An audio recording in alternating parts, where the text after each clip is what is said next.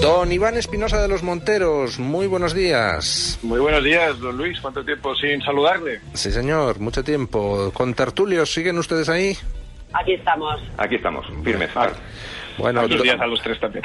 Buenos días. Buenos días. Don Iván, cuéntenos el porqué de esa moción de censura, por qué en septiembre y no antes o después, y qué esperan ustedes que pase en Vox con esa moción.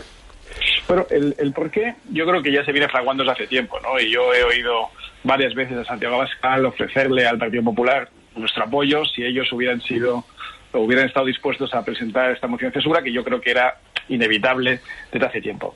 Básicamente porque tenemos el peor gobierno posible en el peor momento posible también, ¿no? El gobierno de Sánchez pues es responsable de cosas muy graves. Primero ha estado corrompiendo las instituciones con un estado de excepción encubierto. Luego ha tenido la gestión más mortal, con casi 50.000 muertos, y más mentirosa del mundo. Desde el punto de vista sanitario y desde el punto de vista económico, lo estamos viendo también con la peor caída intertrimestral del Producto Interior Bruto, en este caso el 18,5%, la peor caída que se conoce en la historia de España y probablemente, me atrevo a aventurar, una de las peores en la historia de Occidente.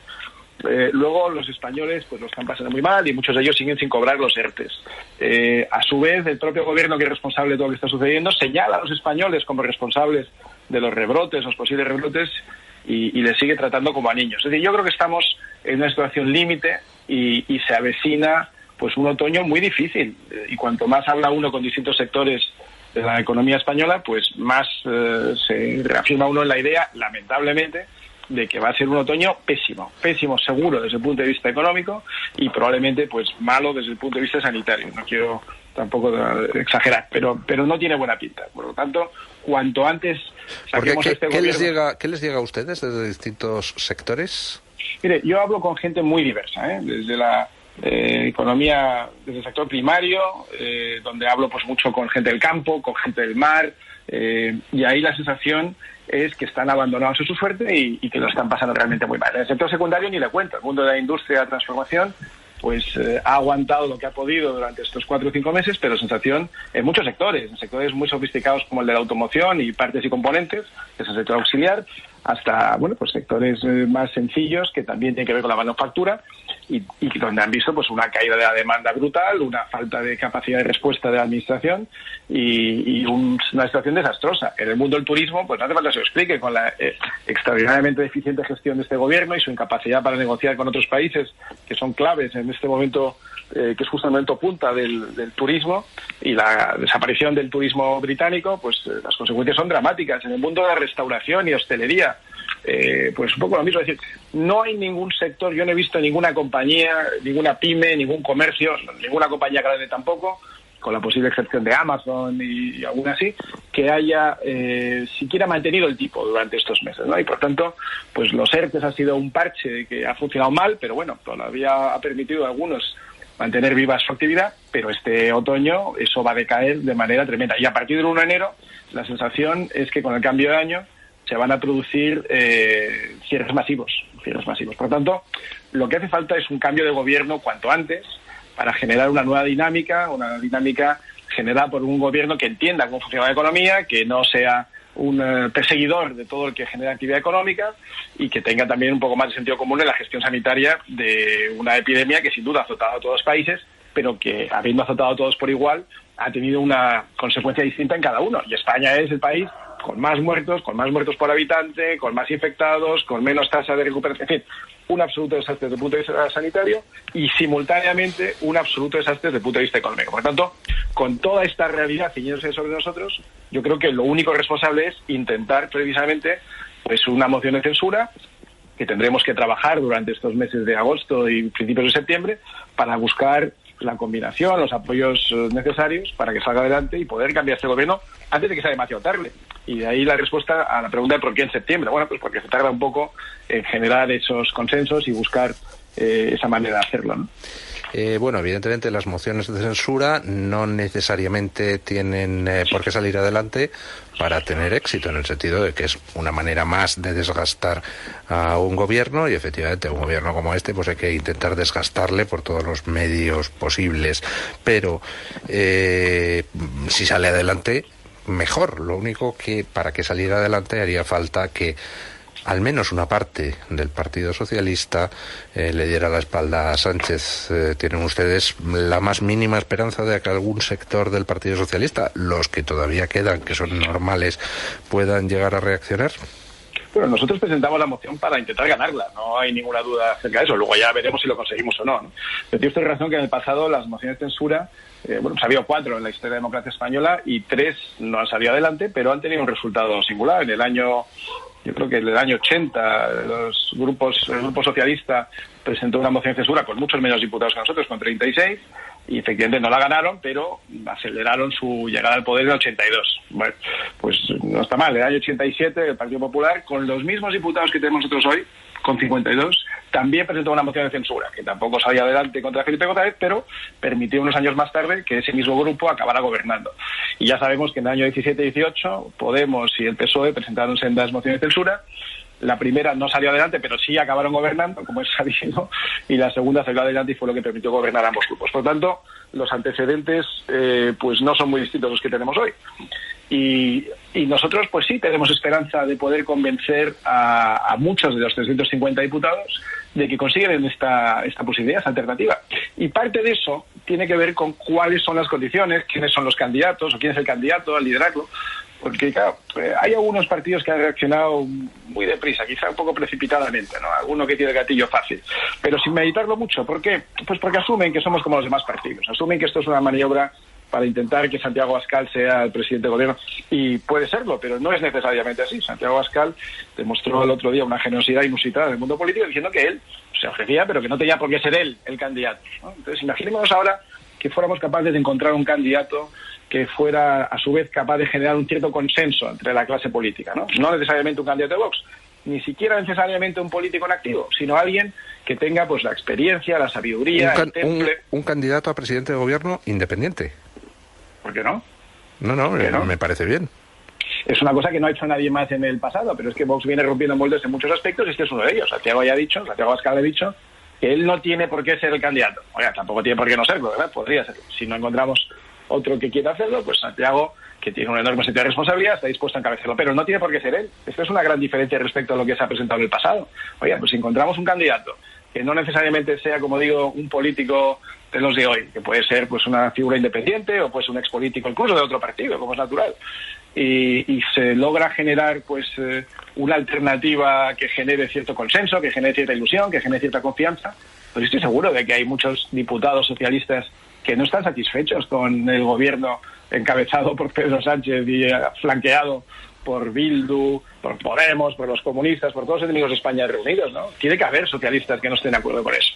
Tiene que haberlos también en algún otro partido, no solo en el Grupo Socialista. Por tanto, estos rechazos tan frontales y tan precipitados de ciertos partidos, pues quizá convenga pensar un poco más, ir trabajando en una manera de construir consensos y no disparar tan rápidamente, y sobre todo no ponerse en medio del disparo, porque había algún partido que esto recordaba un poco a esas comedias, ¿no? Donde el sheriff está disparando al maleante y de repente viene uno por detrás y se pone delante. Oiga, que me está usted disparando a mí. No, mire, yo estoy disparando al malvado. Si usted se pone en medio, ¿qué le vamos a hacer? Póngase usted conmigo y disparamos juntos, ¿no? Pero hay alguno que le gusta ponerse en medio en todas las fotos y está contribuyendo a intentar generar las sensaciones equivocadas, ¿no? Nosotros seguimos trabajando en la esperanza de encontrar un consenso suficiente para acabar con este gobierno, pero por el bien de España, porque como digo, es el peor gobierno posible en el peor momento posible. Pues cedo los trastos de preguntar a nuestros contertulios. Doña María, ¿tiene usted alguna pregunta para don Iván? Mire, a mí me gustaría preguntarle dos cosas. La primera, ¿qué contestaría a aquellos que acusan a Vox de presentar esta moción de censura para acabar reforzando el mandato de Sánchez y darle oxígeno en ese gobierno Frankenstein que reedita cuando llega a Moncloa después de las últimas elecciones, porque es tradicionalmente sabido que la izquierda cierra filas contra todo aquello que pueda ser una alternativa que no sean ellos mismos? Y en segundo lugar, entiendo entonces que la propuesta de Vox, al hilo de lo que nos ha explicado, es convocar o proponer esa moción de censura para plantear un candidato independiente, llegado el caso, o un candidato de consenso, pero no para convocar elecciones si realmente sale adelante esa moción de censura.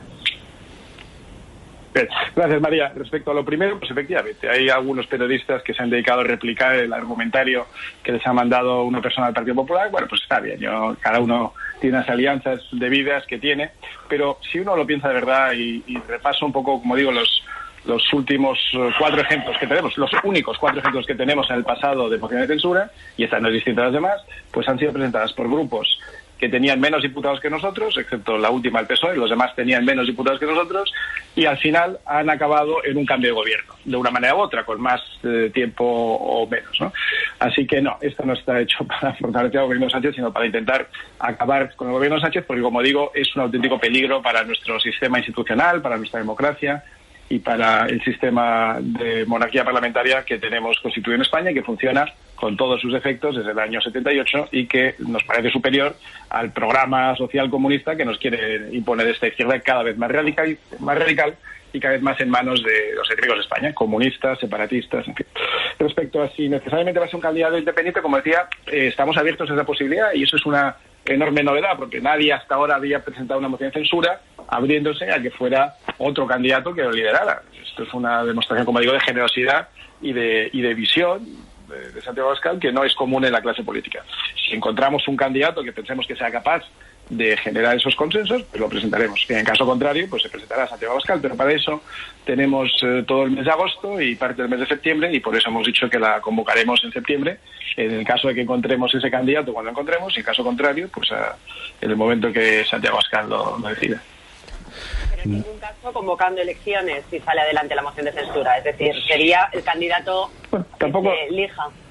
Tampoco se ha establecido eso de manera necesariamente así. Podría ser, en su momento, cuando empezamos a hablar de esto hace unos meses y se lo empezamos a proponer en abierto a otros partidos que han declinado ejercer esta labor de oposición para que ha venido Vox, pues se les dijo, oiga, pues mire, busquemos un equipo que sea capaz de sacar esto adelante y reparar el daño causado, pues digamos, durante 6 meses y a continuación, sí, generar unas elecciones. ¿Por qué no?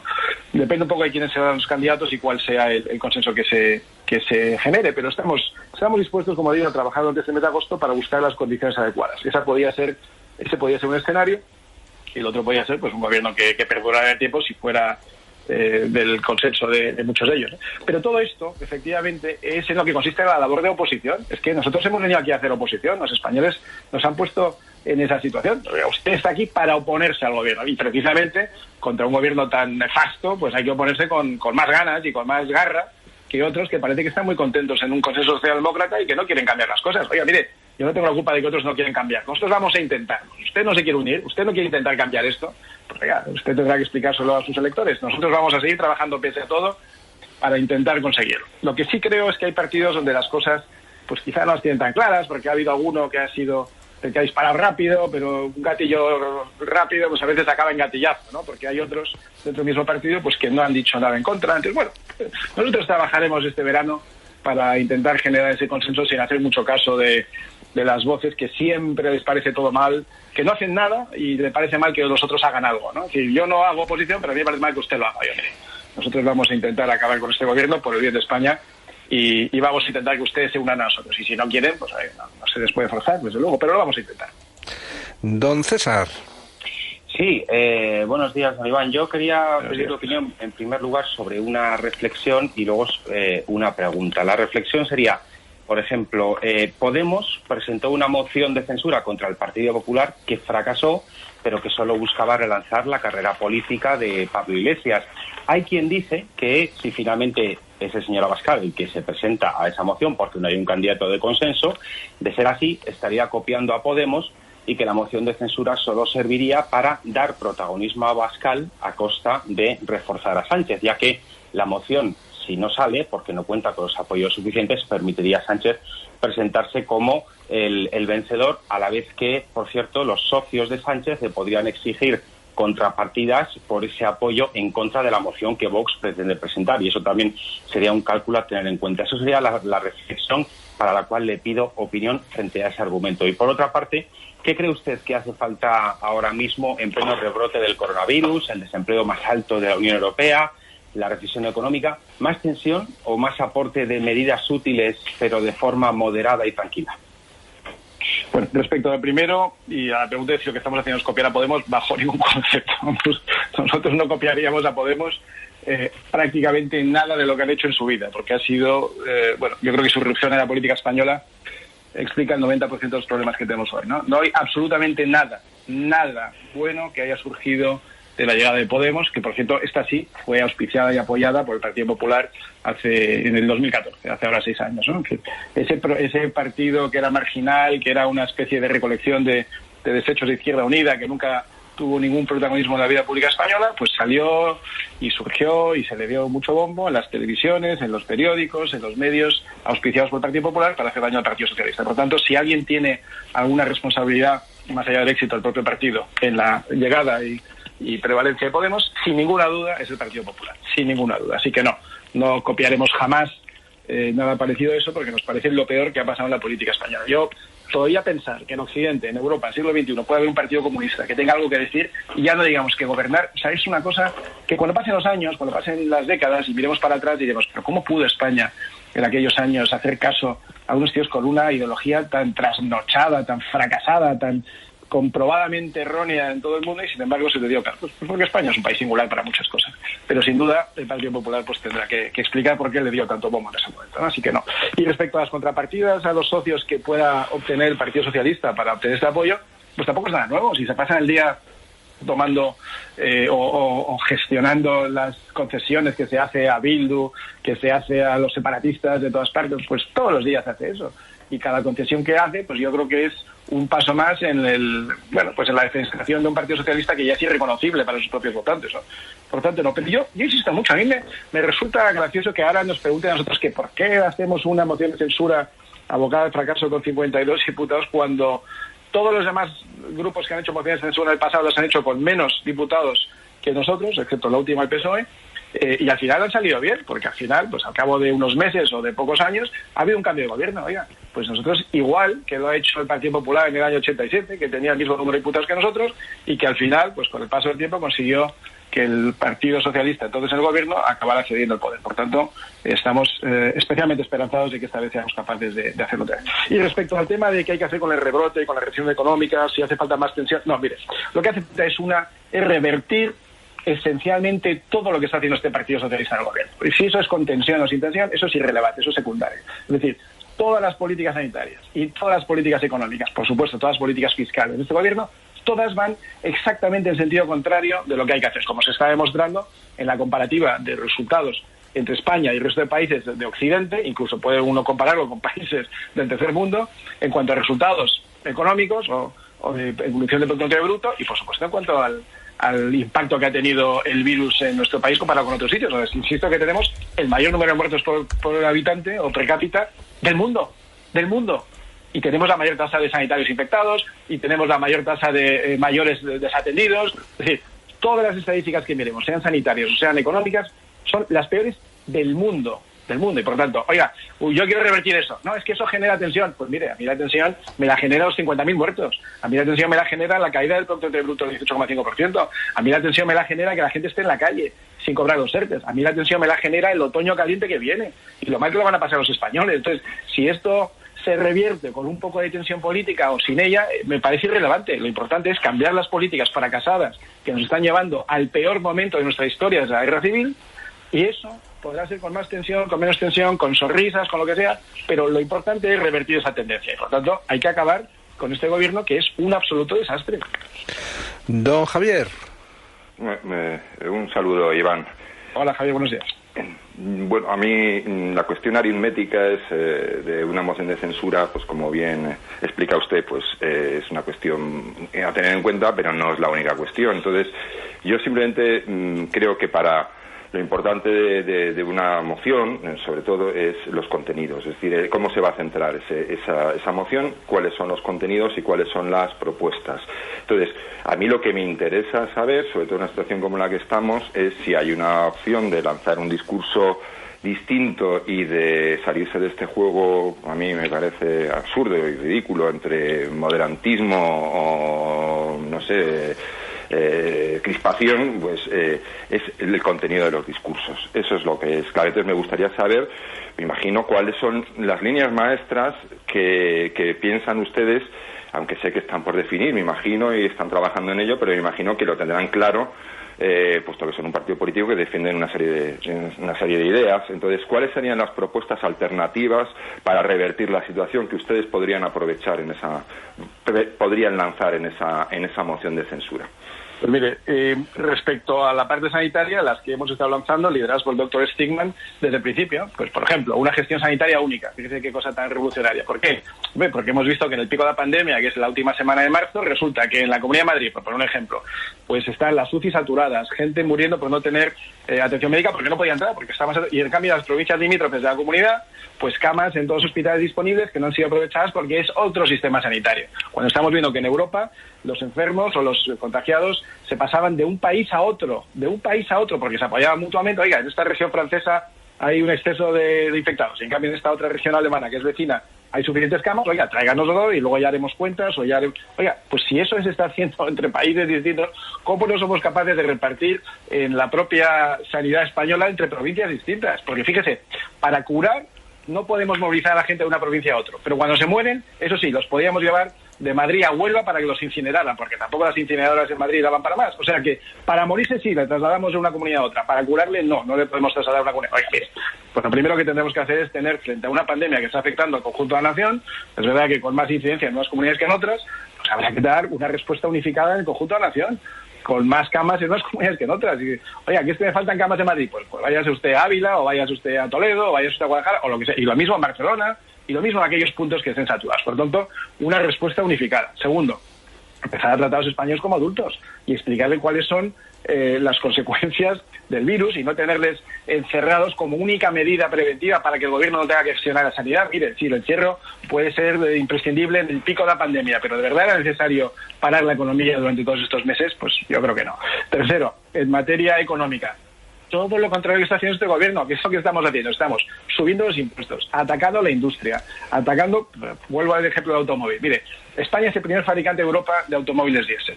Se dice pronto, ¿eh? El primer fabricante de Europa de automóviles diésel.